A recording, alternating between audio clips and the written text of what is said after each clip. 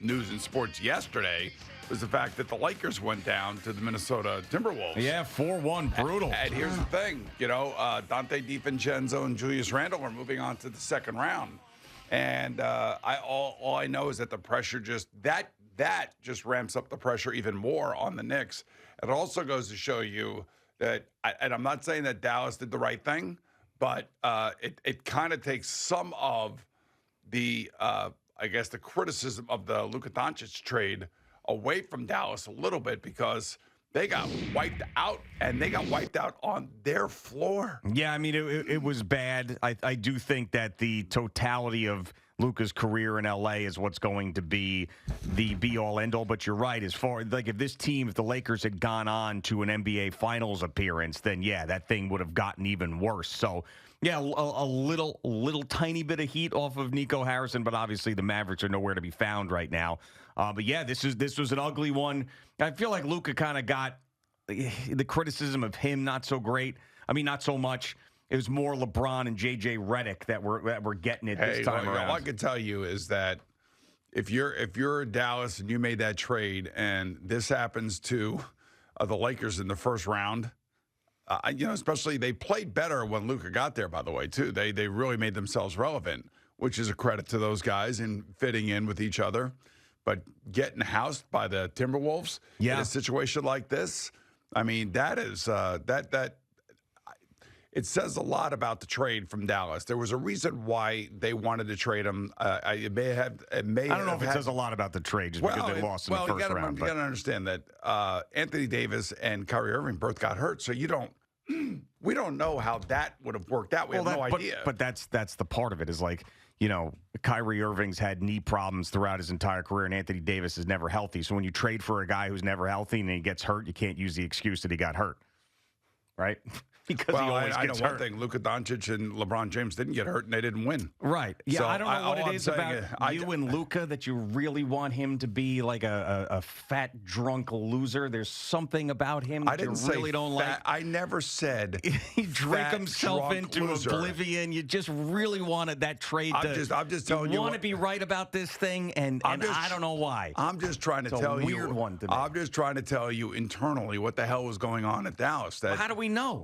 Well, because you could read between the lines. So you're telling me that Nico Harrison is a good GM and that was a mistake on his part? I mean, wasn't a mistake. He did the right thing. Only time will tell whether it's a mistake. But I think this is a feather in his cap right now.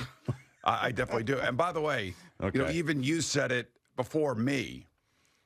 You said he looked pudgy. No, I didn't. You said something like he looked chunky or something. No. Well, I never said that. I said pudgy about Jackson Dart. Luka, I've always been a Luka guy. And Luka took them to the finals last year. They slapped this team together. I mean, I think every single Dallas Mavericks fan would take him back in a heartbeat. This is a business, and they're canceling season tickets. The entire organization is upside down. Nico Harrison got criticized for holding secret media sessions and then started talking, and then he was talking in circles. It's a disaster over there. So this might be a tiny it's a disaster in Los Angeles right now. No, I think it's they're out, but it's not a disaster like where the Mavericks are. Just because the Mavericks had two major injuries, I don't know what to tell you. That's like what happened with the Jets and Aaron Rodgers. He got here. So you're predicting that the Mavericks, if they were healthy, they would have gone to the NBA Finals. And they would have won a round. We don't know that. Maybe. Why do you want that trade to what is it about this thing that you're so hyper focused on that you feel like you have to be right about it? Because it's strange to me. Because I keep coming back to it. It's a trade from Dallas and LA. Who gives two craps at this point? It's what First Take does, not what we do. I know that, but it's big money. It's business. It's interpersonal relationships. Yeah, and they blew it because their fan base hates them now. So that's big money. That's business. They're canceling all season tickets. I mean, just because, and then you say, well, they got hurt. Okay, well, you brought in Kyrie Irving, who's got knees of a 50-year-old, and Anthony Davis, who plays occasionally. And by the way, Kyrie Irving was playing great for the Mavericks. Yeah, okay. Until he blew out his Achilles. Yeah, you know who was playing great with? Luka Donic, and they went to the finals last year. And then they traded that guy for a guy who always gets hurt, and then they got hurt. as opposed to investing $345 million in somebody that they didn't think that they could count on. Okay, they didn't think that. Yeah, that's exactly right. Right, and they also made a trade with one particular team and didn't make him available anywhere else, which was, from all accounts, no matter who you are, you evaluate that and say that that was stupid. But again, what the Lakers actually show you is just how important it is to have people that can play together, understand how to play off of each other, and not be, I don't want to say selfish, that's probably the wrong word, but they just, LeBron is not what he was 10 years ago. We all know that. I mean, he's a freak of nature. He's a great player, but he's just not what he was 10 years ago. They got wiped out by the Timberwolves. They did. Wiped out. Yeah, 4-1. That happened. At least I can point to the Mavericks and say they had injuries. That's why they didn't make it. These guys didn't have injuries. Yeah, once again, I don't know what it is. You really want to be right about this thing. Like, so much so that it's almost like I love you to death. I'm confused about this one. Do you know how much money this trade cost? No, I'm asking you though. Like, I don't want to talk about the topic anymore. I'm asking you, why are you so hyper focused on this? Because I'm fascinated by the amount of money that this is costing Luka Donic. Okay. He had the world by the in Dallas. Was going to get a $345 million extension in a no-tax state. And out of the blue, in the middle of the night, they traded him to the highest tax state, and he cannot receive the supermax that he would have gotten from Dallas. I mean, it's amazing how much money it's costing Luka Donic. That's the thing that I'm really, really, I mean, it just blew me away. Well, we should start a GoFundMe for him, because I think that he probably needs it. With the career earnings here, let's take a look at the career earnings, and nobody really cares. But I'm just telling you, Gosh. He had a chance to make so much more money, and by trading him, they cost them probably between $130 and $150 million. Okay, that's insane. Yeah. Well, he'll make it up somehow. Vlad Guerrero got what? How much? $500 million up front or something? What did Toronto give him? $500 million. Right, up front, guaranteed, and this way the Canadian and Toronto taxes are not involved. Yeah. So let's see. By the end of this current contract in 2026, Luka will be $247 million. And he could have gotten a $345 million extension. Yeah, and he didn't get it, but I still think he's okay. I'm always fascinated by the business of sports, as well as the interpersonal relationships that lead to a trade like this. So that was a good business move by the Mavericks? Only time will tell, but initially the returns on that within their own house are not good. Yeah. I will admit that. I totally admit that. But I also know that for some reason, they royally screwed him. For some reason. And I don't know what that reason is. Why would a team do it? Yeah, I don't know. I mean, that's the part that fascinates me. They thought that they were going to go in a different direction, make a trade, and maybe they didn't believe, even though they took them to the finals last year. I mean, they did go to the NBA finals. Something with happened. The guy. Something happened. Yeah. Okay. Well, they moved on from him. He's on the Lakers now, and now they're out. But they got blasted. Okay. But I mean, I still think every Maverick fan would take Luka Doncic back right now, and they would. What are the chances that the Knicks and Timberwolves could be meeting the championships? 0. Okay. That would be amazing. 0% chance. Yeah, and if they did meet in the finals, we'd open up with Luka Doncic, I'm sure, because you can't get off it. Knicks Game 1 finals. Hey, I just want to go back to the whole money that the Luka reason was. I'm talking about Luka Doncic this morning is because they got housed. Yeah, I know. They got housed. No, the reason you're talking about it. They got housed because by Julius Randle and Dante DiVincenzo and Ant-Man. Yeah. I mean, and Rudy Gobert. They got housed. Right. They certainly did. The LA Lakers, and the Lakers are one of those teams. In their building, they got housed. Yeah, they did. I mean, hey, all those celebrities there. Come on, Luka, let's go. It was also getting housed in their own building. The Knicks. Yeah, that's right. Yeah. Well, they got to now they got to answer back tonight. They put themselves. And by the way, your man Cade Cunningham is guaranteeing they're coming back for Game 7. How is he my man? He's not my man. Well, you like him. I mean, not that no, I think he's a good player. How could you not? That's what I'm saying. I'm there with you, but you've been pointing out just how dominant he's been. I have not necessarily done that, I don't think. I just think he's been really good. I did say before the series, when you said that the Knicks had the best top 3 players on the court, I did fight back on that and push back on that and said, I don't think so. I mean, I think Cade Cunningham's got to be in that conversation. But no, I'm not. I mean, he annoys me because he's good and effective and could easily take this team to the next round, the Detroit Pistons, if he keeps playing like this. Better not let that happen. Yeah, well, if that does happen, then... If that does happen, all hell's going to break loose around here. But will it? You know, that's really the question. So Jim Dolan is... He's expecting to go to at least, I would think, after what they did and the amount of money that they've spent. Yeah. With the extension for Anunoby, with the trade for Karl Anthony Towns, the contract for Jalen Brunson. I mean, they're spending a lot of money, and I think that they thought that they could play with the Celtics.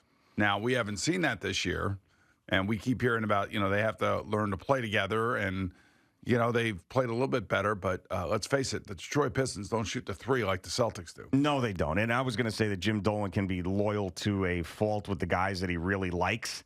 So I don't think that the front office is going to change. Is Thibodeau one of those guys that Jim Dolan's going to say, listen, I got to stick with him. I love him. He turned this franchise around just like, Brunson did. Or does he look at him like Chris Drury? Because Chris Drury had a lot of heat on him. I understand it's a coach, general manager, different thing. But Chris Drury had a lot of heat on him at the end of the season. I know that Dolan loves him and believes in him. Does he look at Tibbs the same way if they go out in the first round? Well, Chris Drury's had a lot of success over the last 3 years. Well, so was Tom Thibodeau. Yeah, but not President's Trophy success and not Eastern Conference Final success. Well, they were one game away from the Eastern Conference Finals, and they ended up everybody was hurt. So back-to-back 50-win seasons. No, you use that excuse, but everybody was hurt.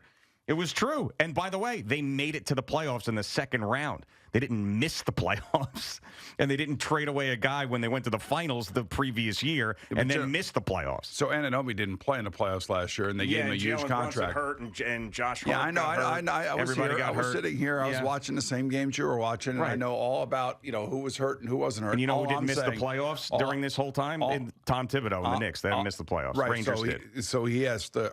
This year they did, and that's why they fired the coach. But I will say that when you're talking about where the Knicks are, the amount of money they spent, the changes they made, all of those things are done to beat the Celtics in the second half. That's basically, in the second round.